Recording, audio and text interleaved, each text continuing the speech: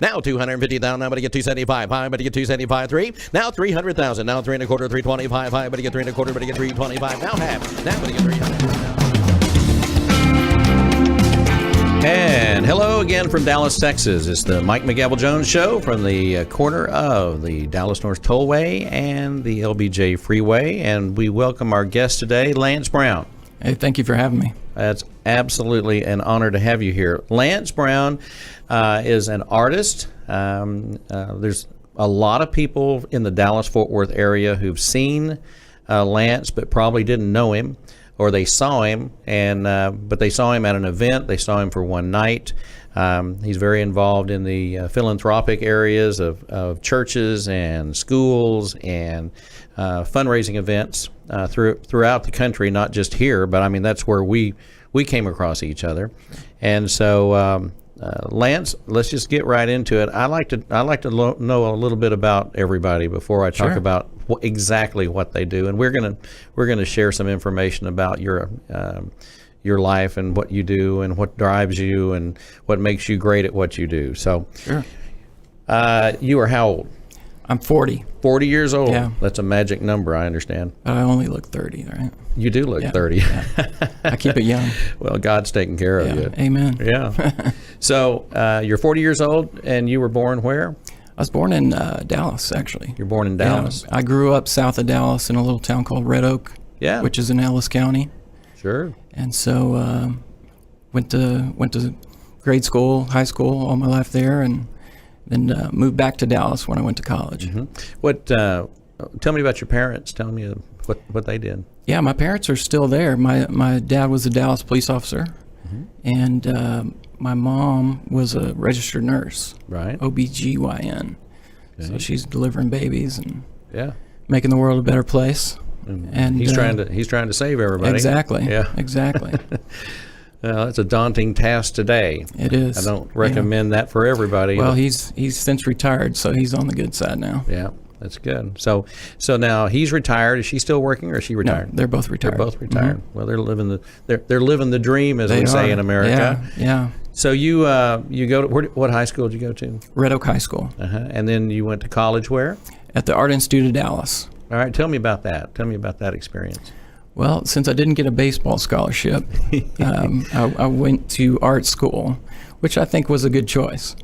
I did get a small scholarship for the Art Institute. It was a 2-year program, which I liked. I mean, it was just straight through. Mm-hmm. And so I was done in 2 years, and I got a job in the corporate world doing graphic design. Mm-hmm.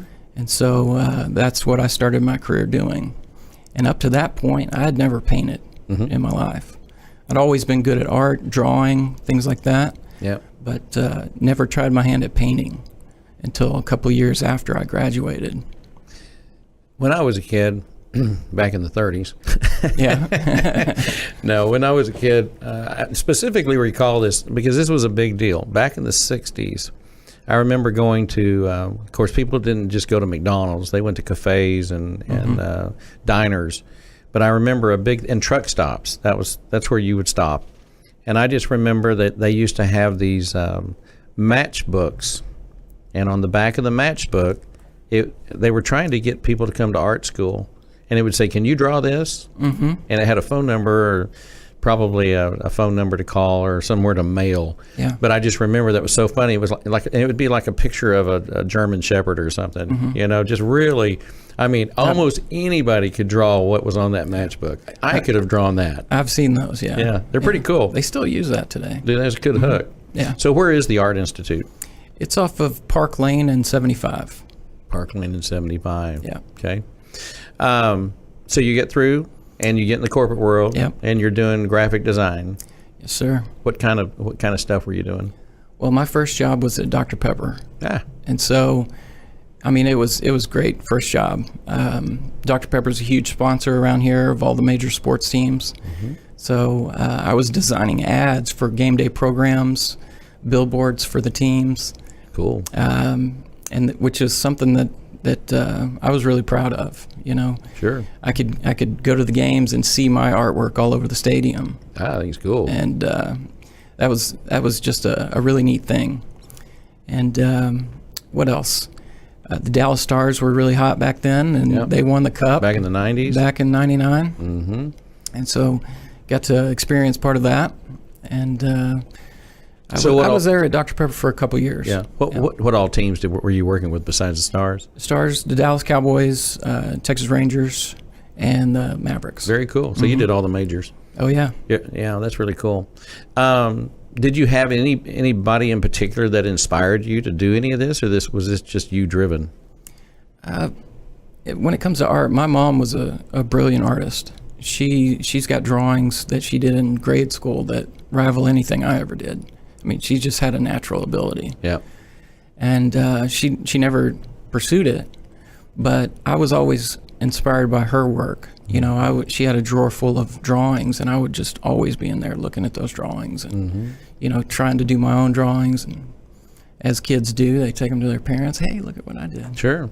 And so Well, I remember. they really nurtured that. Sure. About 2 or 3 years ago, I'd say probably 3 years ago, you and I had lunch over in Arlington, and I think Arlington has had well, what had happened is you did an event that I was working, and to be honest with you, I'm not sure what event it was. I remember what it was. Do you? Yeah. What was it? Grace. Grace? You know, I wondered about that. It crossed my mind that it might have been Grace, but I wasn't sure, so I didn't blurt that out. So shout out to Grace. Yeah, there you go. Yeah, we're getting ready to return to Grace again this year. Yeah. And like most fundraising events, from our perspective as an auctioneer doing the live auction, most groups love you for a year or two, maybe 3, and then they go, well, okay, well, we're going to try something new, and then if things work, that's great, and if they don't, then you come back, and it's really it's almost like the playoffs every year. You never know if you're going to make the playoffs or not. You know, in your situation, you have such a unique thing that you do. Do you get a lot of repeat business, or tell me how? And people don't really know what you do yet, so I've kind of held back on that. Yeah. But I want you to think about that question. Okay. So you leave the graphics deal, and then what happens? Tell me what happened after that. Well, while I was at that first job, I got in this routine of going to work every day for 8 hours, and then I'd come home and watch about 5 hours of TV. And at a certain point, I just realized I'm wasting my talent.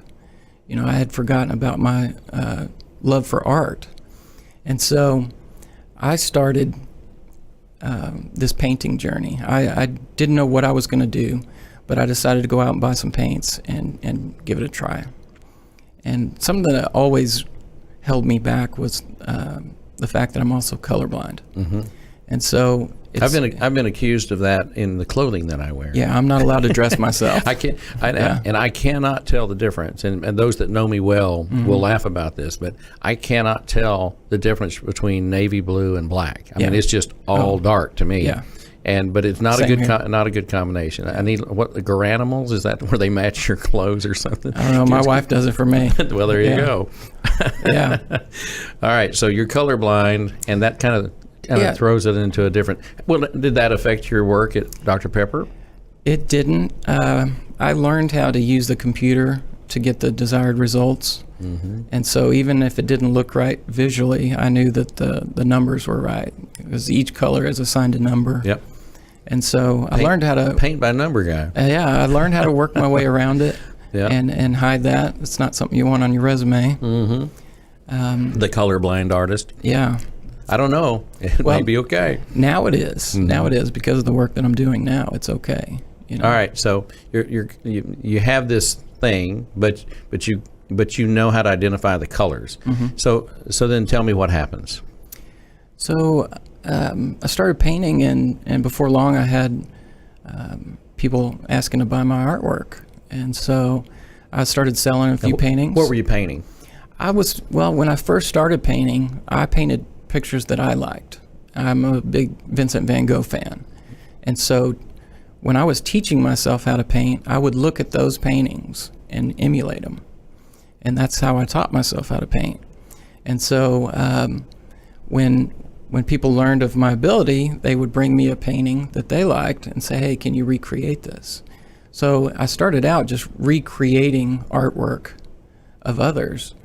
And then I started doing some landscapes and abstracts and just trying my hand at everything. Now, was this, and what year did you start doing, when did you leave Dr. Pepper? Well, Around 01? I still stayed in the corporate world, though, after I left Dr. Pepper. Okay. And so I was in the corporate world for 15 years. Wow. Yeah. And I was just painting on the side. And so I left Dr. Pepper in 2001 and went to work for Radio Shack Corporate in Fort Worth. Mm-hmm. And I stayed there for about 6 years and bounced around a little bit after that. Were you doing graphics for them? Mm-hmm. Mm-hmm. Yeah. Yeah. Good old Radio Shack. Yeah. Candy Corporation. Yes, sir. Wow. That's crazy that, what's happened to them in the last 30 years. And it's a perfect example of staying current and having leadership that sees change and makes change appropriately. I never thought that they would be in the situation they were, that they ultimately have happened. Well, it was a sad day when we got laid off. Yeah. Yeah. It actually got some news coverage. We were laid off with an email. Oh, nice. Well, very personal. We wouldn't want to be too close. Yeah. There probably was some road rage that day. A little bit. Yeah. I just refused to go to work. So you're still working, making a living, but you're doing your stuff on the side. Were you doing all oil or were you doing acrylics? I was doing a mixture of both. Yeah. Just trying my hand at a little bit mediums. of everything. Did you ever do any charcoal or anything? Just try it? Yeah, I did in college. Yeah. So you tried everything. We learned a little bit of everything. But I really was drawn towards acrylics. Acrylic is my medium of choice, just because of the way that it flows. You can dilute it with water. Yep. And it dries fast, so you can work fast. Yep. So you're married, and you got married what year? Got married in 2000. Married my high school sweetheart. A lot of things happening. Yeah. You get married. You start a job. Yeah. Painting around. And she's always been my biggest fan, biggest supporter. Yep. And so. What's her name? Her name is Lauren. Lauren? Okay. Well, shout out to Lauren today. Yep. So do you have any children? We do. We have 3 kids. My son Tyler is 13. My daughter Avery is 12. And then my youngest daughter Emily is 8. Wow. So you're the quintessential American family. That's right. Yeah. You have 2.5 kids. Yep. That turned into 3. Yep. All right. So now you're in a transitional phase. And so how did we get to what we're doing now? So in 2009, my church in Arlington had a series where they asked the congregation to submit artwork of Christ. And so I thought that was a great opportunity for me to share the skill that I had developed. And so I painted that first picture of Jesus, and they hung the paintings up at the church. And then a couple weeks later, the music minister called me and said, hey, we like your painting. Would you consider doing something like that on stage for us? And I said, absolutely not. Absolutely not. Yeah, that was way outside of my comfort zone. And so those original paintings, though, that you did, like the one you did for the church, how many did you do? Did you do one? I just did one painting. And how long did it take you to make it? And it was a smaller piece, 16 by 20. And I spent about 4 hours on that first painting. And just the process of creating it, was really moving for me. Sure. And I think that was the subject matter that really had a lot to do with it. And at the time, I was really unhappy at work, and I was seeking for something else. Yep.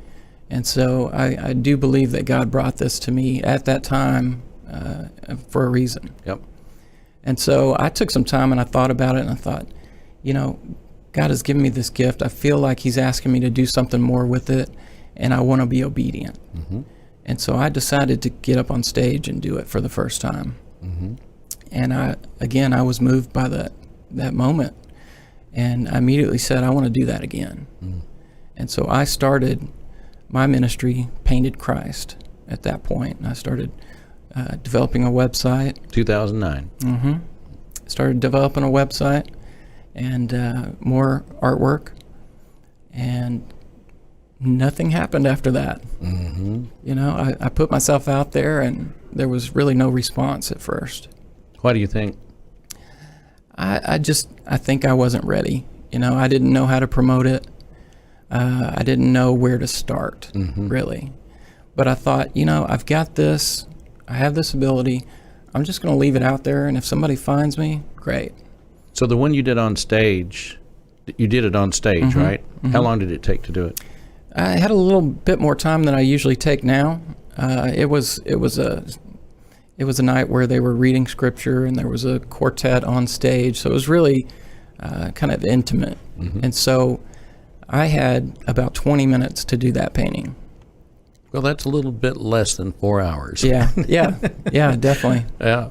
But 20 minutes is a long time in the speed painting world. Yes. Yeah. Well, now that the cat is out of the bag, so they speak. Yeah. So they say, speed painting, and so is that something that is?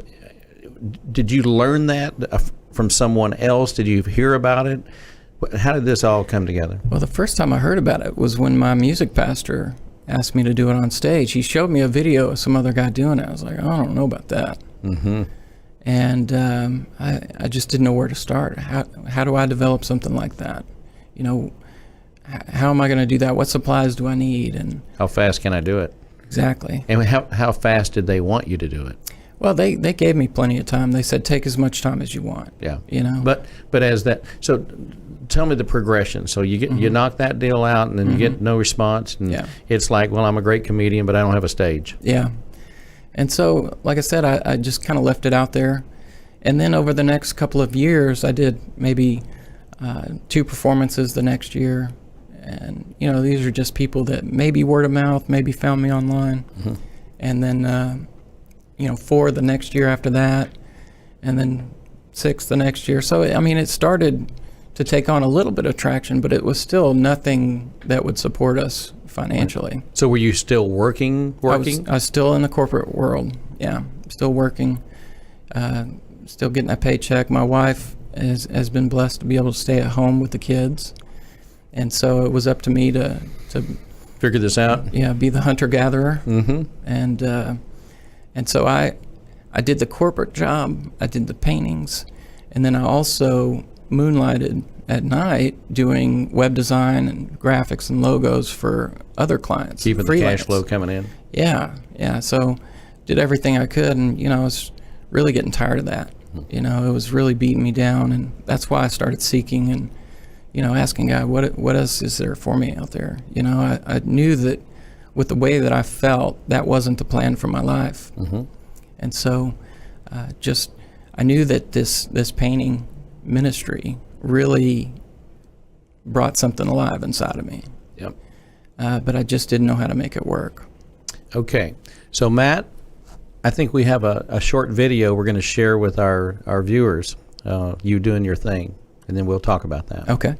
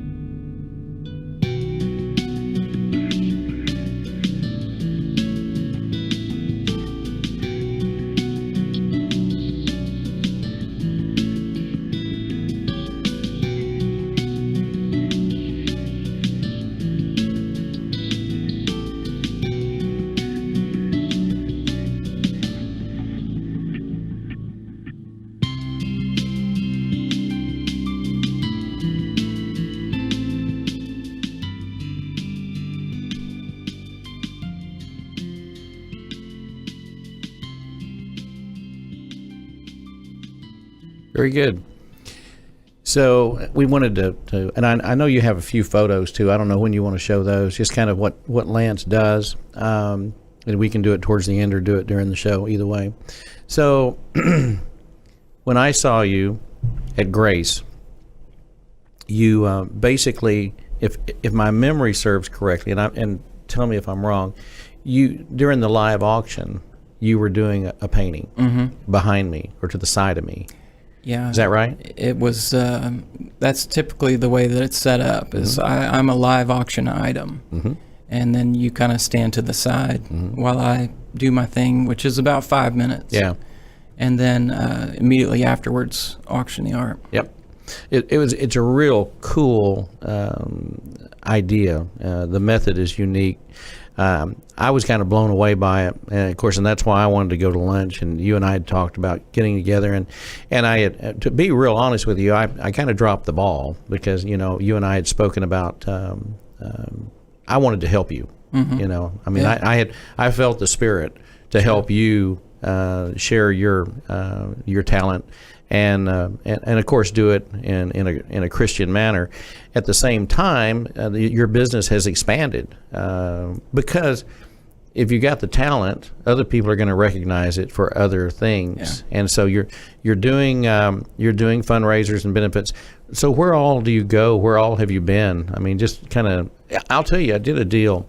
I was at an inauguration a couple of years ago, and they had a guy doing something similar. And in this particular case, this speed guy, speed painter dude, did the incoming president, which was quite interesting. And then they auctioned it off. I think the only thing that was wrong was that they had the wrong auctioneer. Yeah, they had a good artist. But tell me where all you've gone and kind of.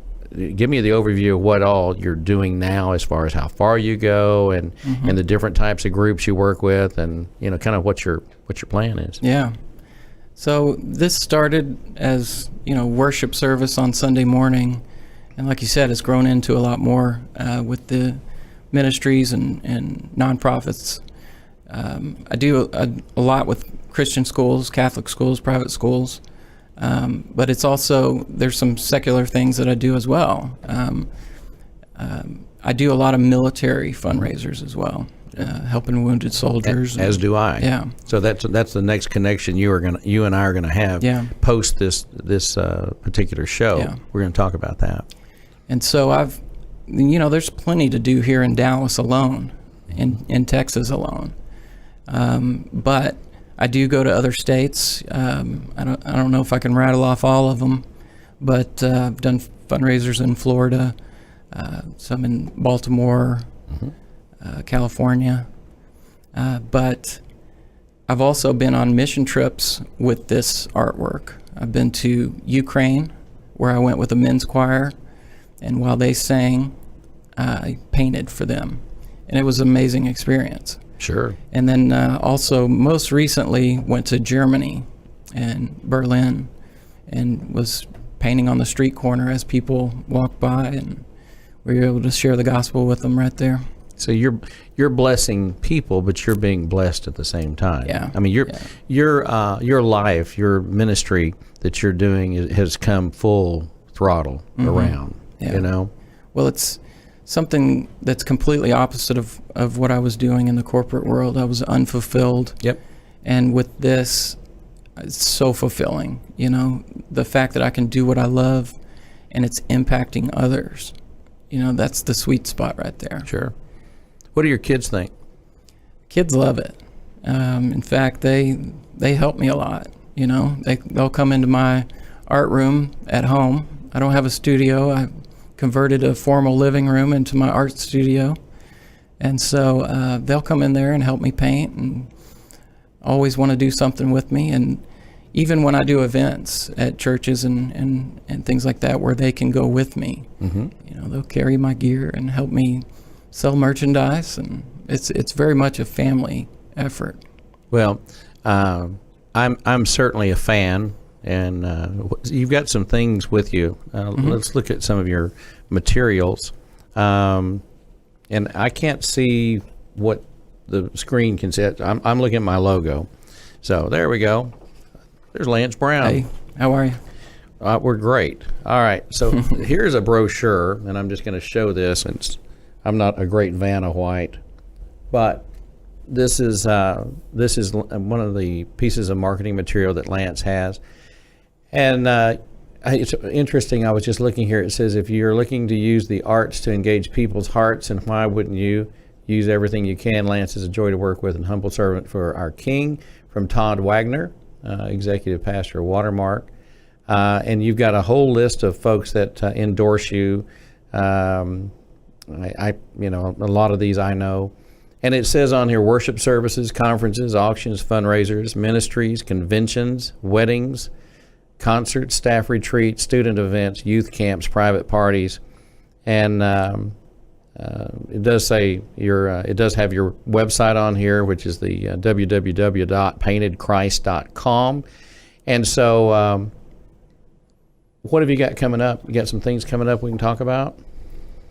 Yeah, the one that I have next is in Tennessee. Oh, weird. Yeah, I'll be going. It's near Nashville. I was just there 3 weeks ago. Mm-hmm. Yeah. So I'll be up near Nashville, and it's for a student event. Student group. Mm-hmm.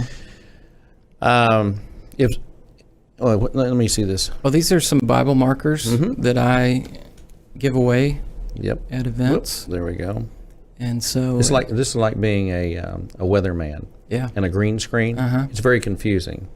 Oh, I see that. Yes, I could. You're doing much better than I would. Well, do. one time I was in New York City, and I went to the Today Show, and they picked me out of the crowd to do the weatherman thing with the green screen. You talk about a bad weatherman. It wasn't good. No, they didn't ask you back. They did not invite me back. Yeah. No, in fact, they asked me if I would move so I could get somebody else out there. Yeah. So we're gonna have to ask you to leave. That's right, sir. Yeah. So you've got how many events will you think you'll do this year? I would say close to 80 Wow. events.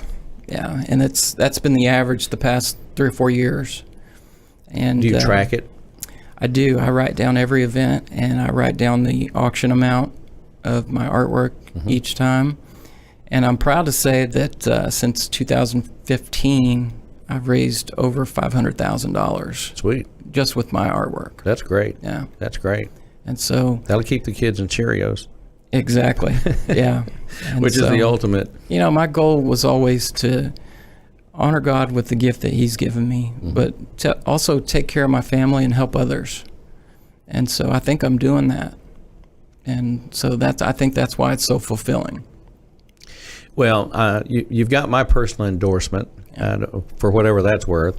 I appreciate that. But I'm going to certainly, we're going to have a conversation before you leave. I'm going to tell you some folks you need to call, and I already gave you one this morning I appreciate that I feel very confident would benefit from what you have to offer.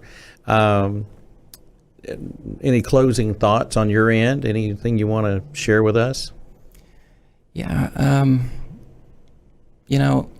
A lot of people ask me, they want advice on how do I find my purpose? And, the fact that I can inspire others, is just the cherry on top. The fact that I can encourage and inspire others. And so, the way that I found what I was supposed to be doing was through prayer and seeking, asking God. But one of the questions that I asked myself was, if money was no object, if money was no issue, what would I do? And the answer for me was painting. Yep. And so I knew in my heart that was what I wanted to do, but I didn't know what the next step was. So I just kept going in that direction until the time was right, and I ended up walking out of my corporate job in 2014, and God opened all the doors. Yeah. And so He just led me on that path, and it was up to me to make the choices that I needed to make. Yeah, I think we all come to the fork in the road. It happened to me when I was 19 years old. Yeah. I had to make it. I had great opportunities.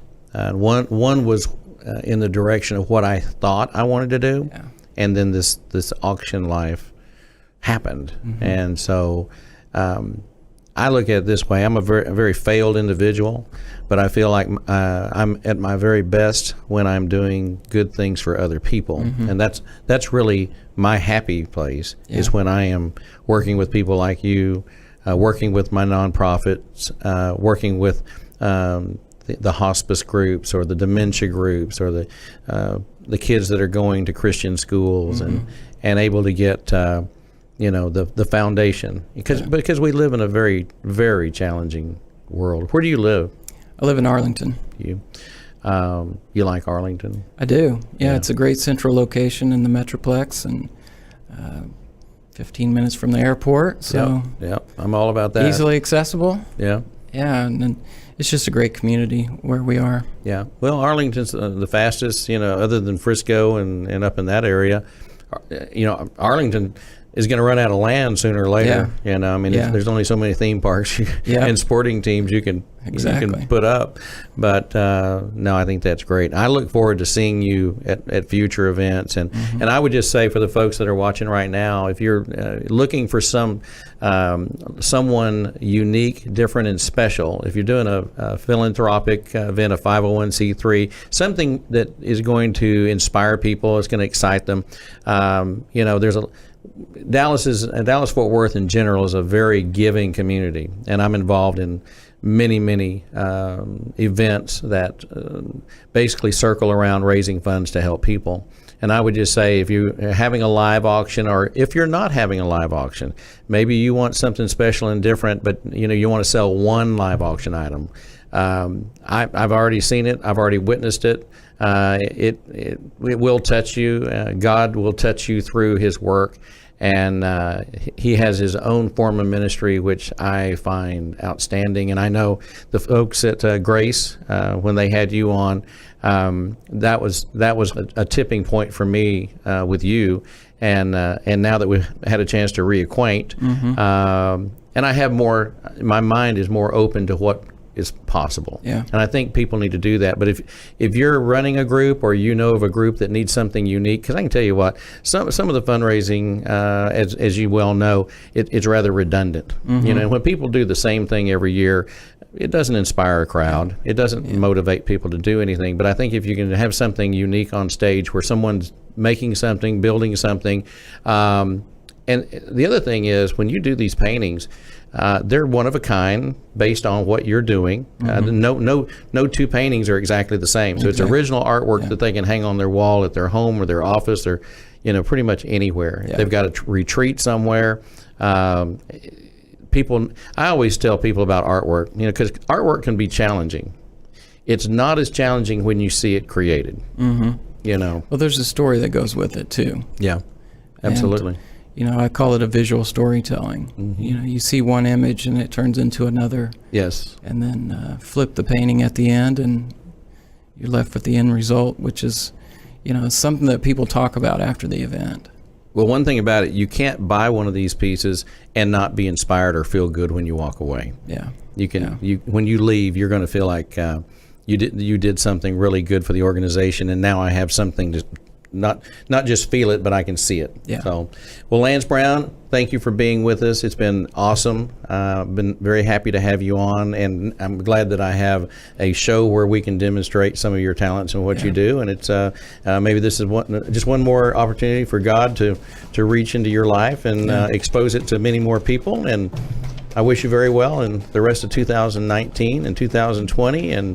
And thank you for being with us today. Yeah, definitely appreciate it. Okay. Thank you. All right. Lance Brown, painter, painted Christ. We love having him on today. On behalf of everyone here, Matt, the producer, and all the other folks at Lincoln Center here at the corner of the Dallas North Tollway and the LBJ Freeway from Dallas, Texas, we love you, bid you adieu, and we'll see you next time. God